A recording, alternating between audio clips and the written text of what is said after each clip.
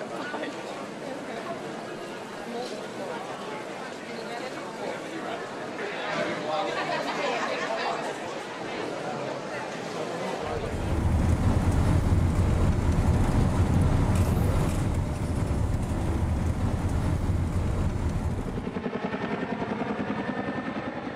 Canada has helped Australia before in firefighting, and the firefighting community around the world is quite tight-knit one. So obviously if we can help in their times of need, we would like to do so, and obviously we're hoping that our firefighters will make a difference.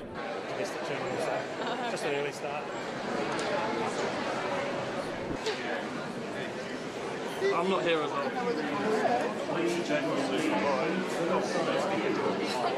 well.